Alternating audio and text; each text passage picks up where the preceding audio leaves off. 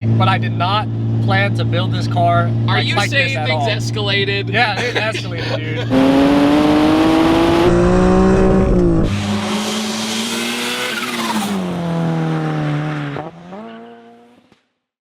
Today's video is sponsored by Fume. Fume is a flavored air device designed to move people away from smoking and vaping. And to be honest, in the car world, there is no shortage of people smoking and vaping. And it's easy to pick up these bad habits without even thinking about it. Whether it's stress, boredom, or just wanting to fit in. Flavored air is quickly becoming a great alternative to smoking and vaping. And at the forefront of this movement is Fume. It's not so much about quitting, it's about replacing. And Fume offers a simple and enjoyable way to break away from these bad habits, while still have something satisfying to reach for. And what's really cool is there's no vapor, no nicotine, just your flavor of choice. Instead of breathing in vapor, you breathe in natural food grade ingredients that satisfy the craving without having an addiction. It's great for oil fixation and fidgeting, whether you're looking to keep your hands busy or curb the urge. Fume's premium wooden design is built for both flavor and function. The magnetic fidget adds an extra layer of satisfaction. It's also sleek, portable, and built to last. It's got some weight to it, and it feels very premium in your hand. My go-to flavor is the crisp mint because it's super refreshing and keeps me sharp throughout the day, but Fume has all sorts of different flavors. Got maple pepper, sparkling grapefruit, orange vanilla, raspberry lemon, black licorice, spearmint ice, mango, peach blush, and some more. And over 700,000 people have already made the switch to Fume as part of their habit change journey. For a limited time, if you order the Journey Pack, using my code, ThatDudeinBlue, you'll get a free Fume topper. So make sure to click the link at tryfume.com/ThatDudeinBlue or scan the QR code on the screen to get yours today. Hey everyone, would you like to introduce yourself? My name's Patrick, aka Illis_EVR. Bringing it back with the Illis brand, in my opinion. Yeah, and also we have a backseat passenger, just letting you know. Say hi. Hello. So there's just a random person back there. Okay, but I'm really excited about this because you messaged me and you were like, hey man, I have this awesome BMW.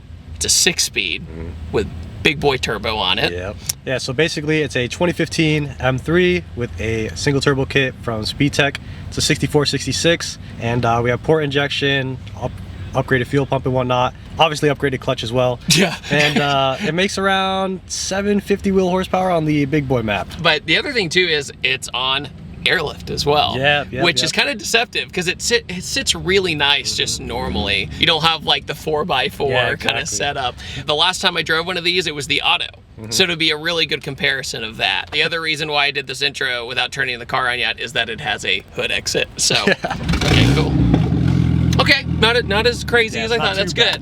All right, and you said this is your first time in the passenger seat. Yeah, I've never ridden passenger in my own car, so this is gonna be a crazy experience for me. You're gonna be like, I gotta turn it up now, and I'm gonna tell you no. Okay, you said the clutch is a little tricky. Yep. So I'm gonna investigate where we're, oh, you're not kidding. It's weird. It's weird. Way up there. Maybe. Ah, okay. But sometimes it'll grab early. It's weird. What? It's so weird.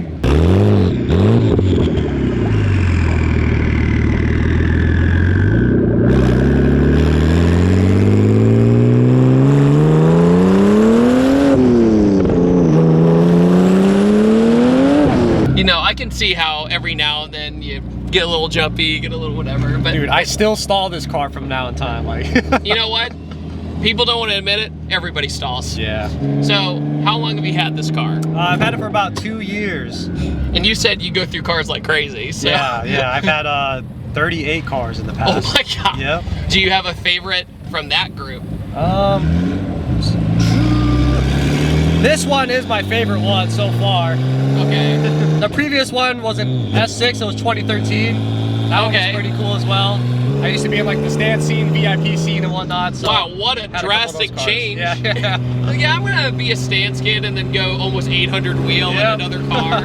Also, you said you do some social media and stuff like that as well. Would you like to go ahead and plug that? Yeah, I do. TikTok is Illis_EVR. YouTube is Illis_EVR. Facebook and Instagram, endless 2 underscores EVR. Man, freaking all the underscores. Yep. Sometimes the carbon wheels can come off kind of tacky, you know? See, I but wanted to feels keep really it like nice. close to OEM as possible. Like I didn't want to do the flat bottom or I was gonna anything like ask, because that's like a dead giveaway. Yeah. It's an aftermarket, like, yeah, they changed the wheel, but Yeah. this feels very natural. It's okay, so it's an S55. Yep. Inline 6. Yep. They come twin turbo originally, right? Yep. And you decided to go to the big turbo. Mhm. What did you notice specifically about the twin turbos versus the single turbo, other than the obvious power upgrades? Do you notice the power band being a lot more different? Yeah, power band is way different.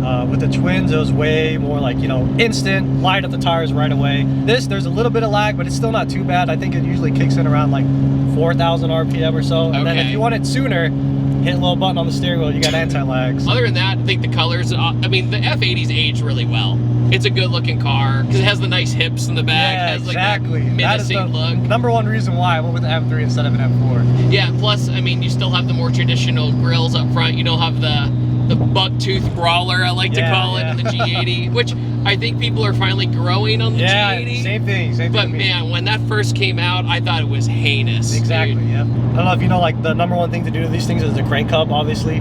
Okay. So I had that done with the 4-pin crank hub, and when I got back into town, the bolt actually backed out of my crank hub, Oh my god. which caused the pins to shear off and cause like metal flakes in my motor, right? Sick.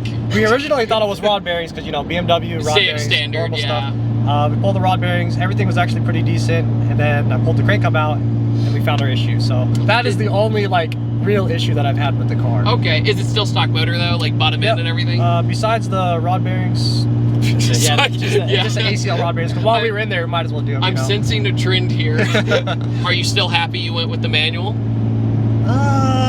Now that I've got like a lot of power, no. I'm gonna be completely honest. Okay. I should have went with the DCT, but I did not plan to build this car. Are like, you like saying this at things all.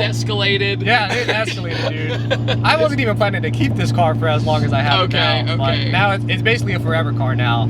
Yeah, because I could definitely sense, like, if you still kept it near stock or bolt-ons or like the pure turbos or something, like manuals probably amazing because it's fun, exciting. This, it's like, I just want to go fast now. Exactly. I get it. Like I told you before we started the interview, this is the 3rd transmission. Okay, So, that's yeah. probably a little bit of an influence, so. Yeah, usually people do blow out 2nd and 3rd. Those are the ones that go out the most. Interesting. Yeah. Boost is peak 34, high boost is peak 36. Okay, cool. Oh yeah, dude, there's almost no lag. Oh yeah, she wants to go. Definitely. Ready?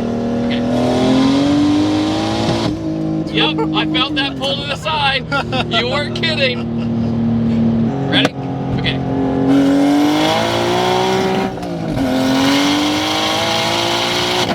There it is. Yeah, it feels way different in the passenger. It feels like it has the sauce pretty much all the time. All the boosts and all the gears.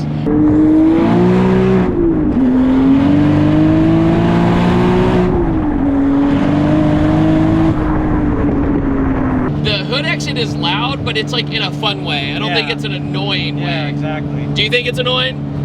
The hood exit? No, I think it's fine. Okay, good. I like it. It's a democracy in here. I just wanted to do little flame. That's it. Just one little pop.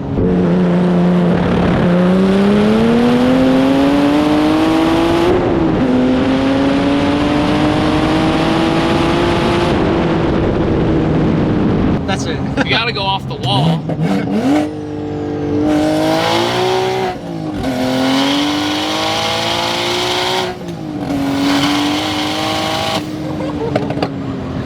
Shut her down.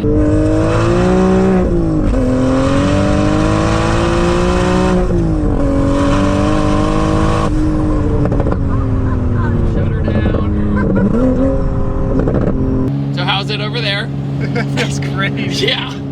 Well, it's so funny is I have a saying, it's like, if your car feels slow, find someone you really trust. Yeah, exactly. And then get it in the passenger seat and they'll save you $10,000. Yeah. Right? Like, no, okay, it's actually okay. It's fine. So the main reason why I went on air was because I always switch back from like street setup to the beadlock setup.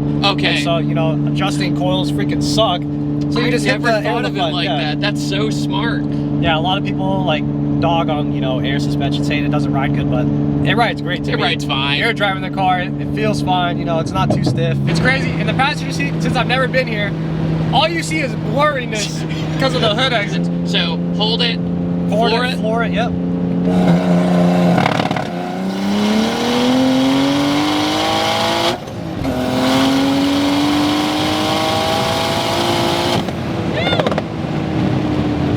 Okay, we're good.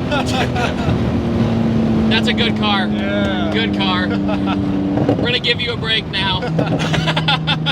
It's almost like when you get in that power band on fourth, you're like, just gotta make it to the top. Yeah. Just gotta make it to the top. We're getting a little sway, but just gotta make it there, you know? Sway, but still planted. Yes. Still planted. Yeah, it's because it would be a problem if we were spinning and doing that. Yeah. Because then that's just dangerous. Yeah, that's just scary. Yeah, it's scary. Diff brace is upgraded and all that too, so that's another like big key thing to do to these things. That makes sense. Yeah. Would you like to talk about the wheels? Oh yeah. These wheels, you may think they're real, but they're not. They're actually from Alibaba. Still forged as well though, and then custom B-boss, custom specs, chrome plated and all. It sounds so good. Like, I'm not gonna lie.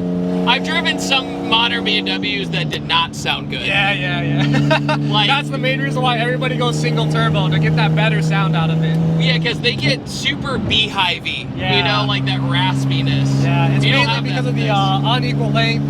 When they're twins, they're unequal length, and then it just sounds like That makes not sense. good. This setup could sound even better with the equal length turbo manifold, but I just have a sounds log fine. style manifold. It sounds fine. Yeah. I mean, because it sounds like an inline 6. Yeah, if I had the equal length manifold, it would sound like a mixture of a Jay-Z and an R&B. Like, it would sound nuts. Nowadays, it's hard to find an inline 6 that's closed deck and everything like the Jay-Z's were back in the day. Follow all the underscores. Yeah. Follow all of them. But dude, thank you so much. Thank I you. appreciate it. It was a really good time. Yes, sir. We're safe. We had a great time. Car goes fast. You did all the right things. It wasn't just throw a turbo kit on it and hope for the best, Yeah. right? That's when things get bad. Yeah. And then it leaves a bad taste in your mouth too, Exactly. right? But no, dude, everyone go follow him. Super nice guy. And thanks for hanging on back there. Peace.